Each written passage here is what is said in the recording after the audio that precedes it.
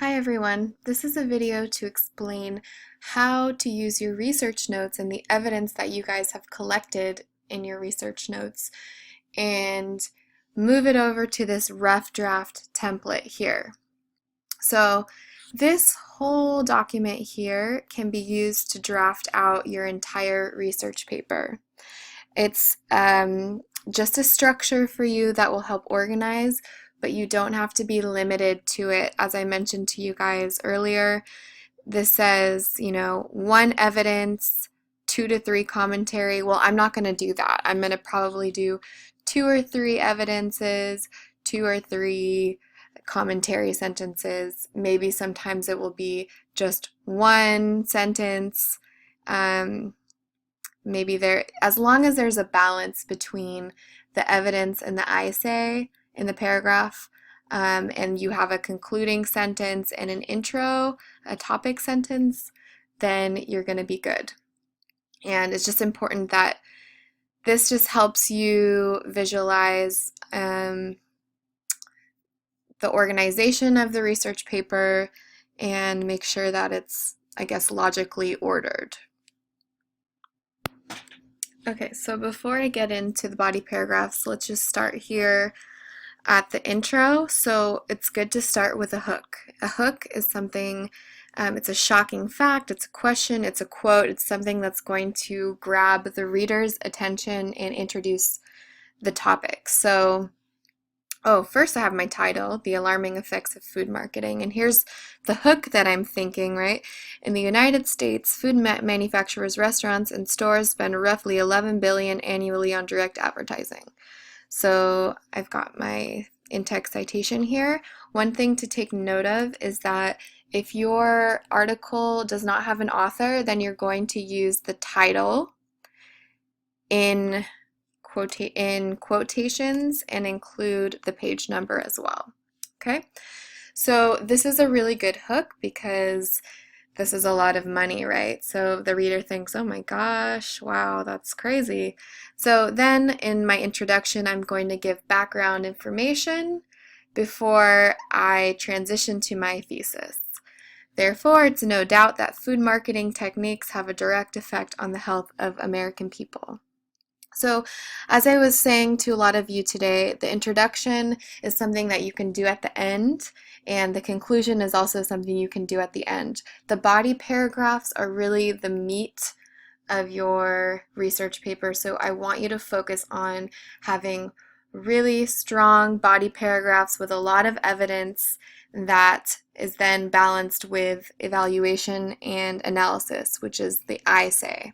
Okay, so how then do you get from your research notes and organize them into a nice body paragraph? So first of all, in your body paragraph, you need a topic sentence, and your topic sentence can come from your subtopics.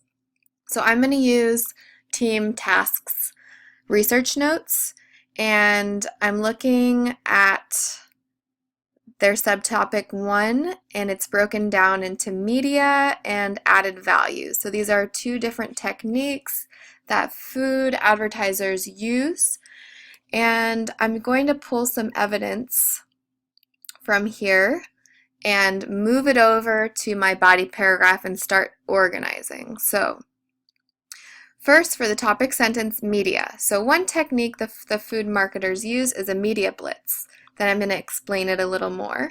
This means they target people through their phones, TVs, and radios.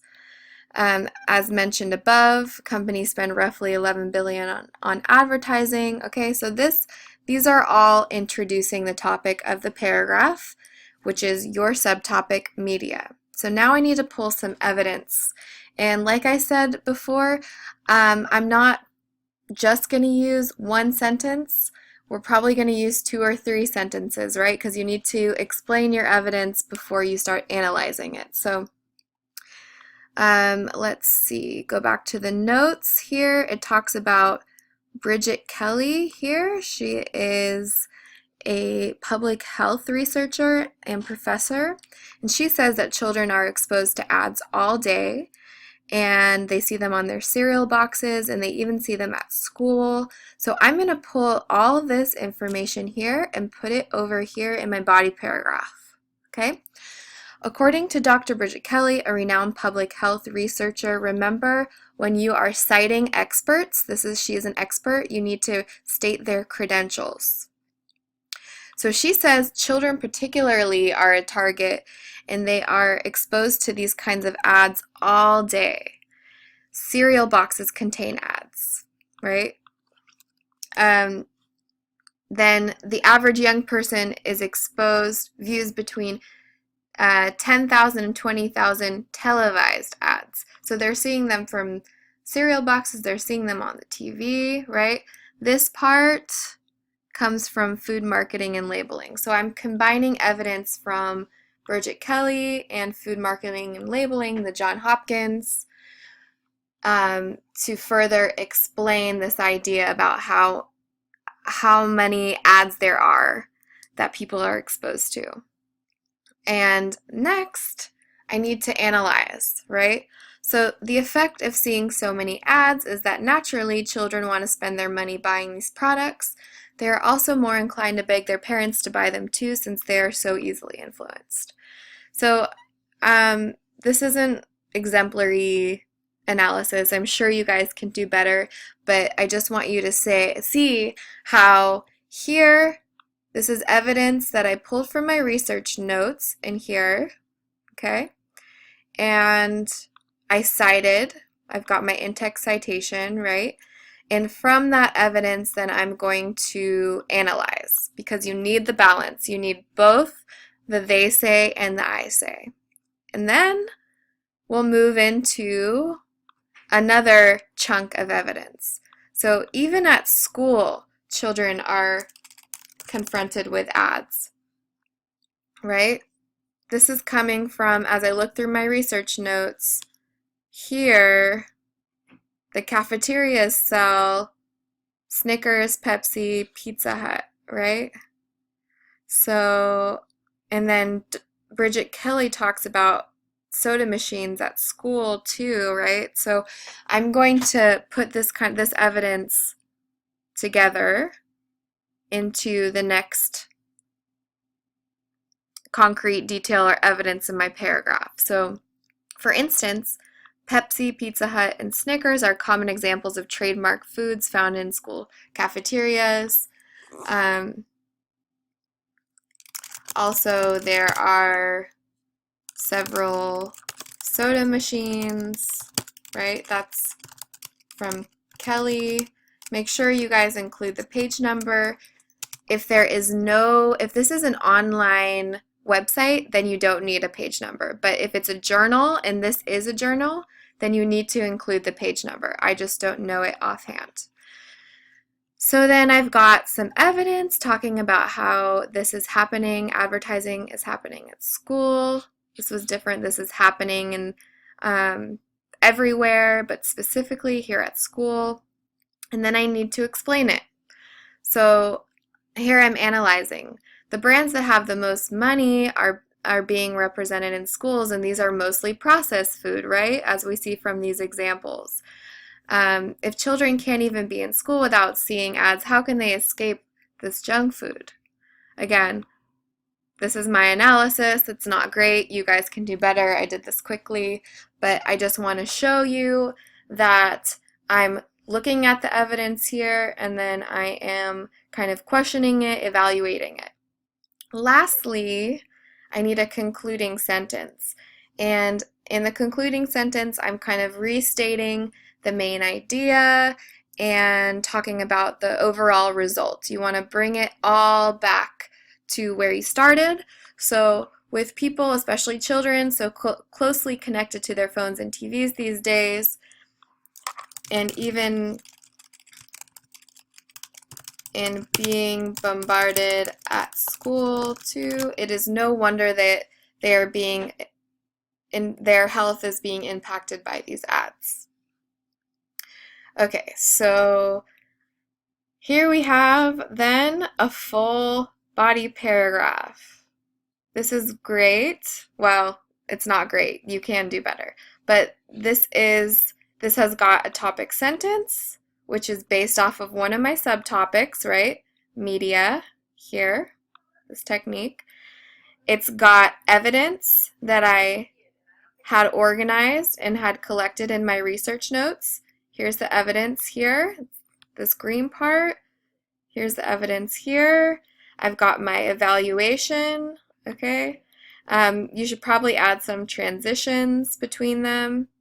Even at school, right? This is kind of a natural transition to the next idea. And then I've got my concluding sentence. So you want to go on and do that. Their next subtopic is going to be added value, right? This is another technique because this is what they move on to here, part B. So they'll start a new body paragraph. So as I continue writing my body paragraphs, I'm just going to keep repeating this process of going to my research notes, looking at my evidence, adding the evidence to this part here, explaining the evidence, adding more evidence, explaining the evidence, and then concluding. Okay, so once I do that for all of my body paragraphs, and I have my conclusion done, then you're finished with the paper. Then you can copy and paste it into your final draft, okay? So this is basically just the skeleton of the whole paper. It's the rough draft, and you can just do this. Copy this. See if this will work. So I copy, this is all crap.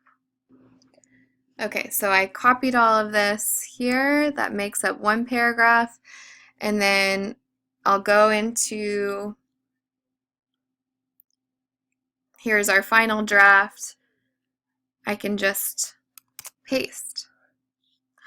Oh, that didn't work. Sorry guys, I need to figure this out. Okay, so what I actually ended up doing was just highlighting and copying each individual box.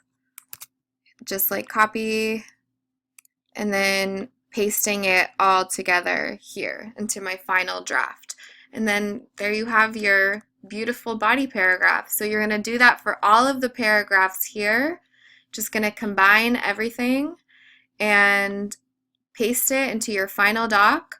Make sure that you have your heading, right?